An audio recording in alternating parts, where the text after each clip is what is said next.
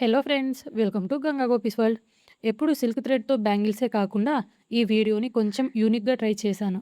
నేను ఇది ట్రై చేయడం కూడా ఫస్ట్ టైమే అవుట్‌పుట్ ఇంత బాగా వస్తుంది అని నేను అస్సలు ఎక్స్‌పెక్ట్ చేయలేదు. అవుట్‌పుట్ ఎలా వచ్చిందో తెలియాలంటే మీరు ఎండ్ వరకు ఈ వీడియోని చూడాల్సిందే. ఈ వీడియోలో ఫ్యాబ్రిక్ ఇయర్ రింగ్స్ చేస్తున్నానండి. ప్రాసెస్ సింపులే, బట్ కొంచెం కష్టపడాలంతే. మనకి నీట్‌గా ఫ్యాబ్రిక్ అతికించడం వచ్చేస్తే ఫ్యాబ్రిక్ జ్యువెలరీస్ చేయడం ఇంకా ఈజీ. ఫ్యాబ్రిక్ అతికించడమే కొంచెం టఫ్ పని. మిగిలిన ప్రాసెస్ అంతా సింపుల్‌గానే ఉంటుంది.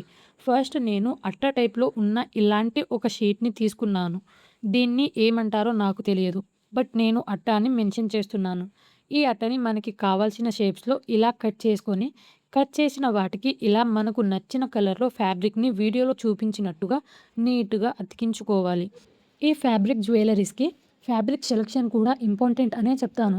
నేను తీసుకున్న ఈ ఫ్యాబ్రిక్ క్వాలిటీ అంత బాగా లేదు. దారం ఈజీగా ఊడి వచ్చేస్తుంది. సో, మంచి ఫ్యాబ్రిక్ తీసుకుంటే బెటర్. ఫ్యాబ్రిక్ అతికించిన తర్వాత ఇలా ఐ పిన్స్‌ని అతికించుకుంటున్నాను. ఇలా అతికించిన ఫ్యాబ్రిక్‌ని మళ్ళీ బ్యాక్ సైడ్ ఇంకో చిన్న పీస్‌ని తీసుకొని ఇలా నీట్‌గా సూదితో కుట్టుకోవాలి. ఇలా కుట్టుకున్న తర్వాత నేను ఇలా కుందన్స్ అతికించుకుంటున్నాను. ఆ తర్వాత ఇలాంటి పర్ల్స్‌ని తీసుకొని ఇలా కుట్టుకొని చివరికి బుట్టాలు తగిలిస్తే fabric ear rings ready. First time try చేసిన అవుట్‌పుట్ చాలా బాగా వచ్చింది. ఇప్పటి నుండి మన పేజ్‌లో ఫ్యాబ్రిక్ జ్యువెలరీస్ కూడా కస్టమైజ్ చేస్తాము. సో, కావాలి అనుకునే వాళ్ళు స్క్రీన్ మీద ఉన్న వాట్సాప్ నెంబర్‌కి మెసేజ్ చేయండి. అండ్ ఈ ఇయర్ రింగ్స్‌కి వాడిన ప్రతి ఒక్క మెటీరియల్ మన పేజ్‌లో అవైలబుల్‌లో ఉన్నాయి.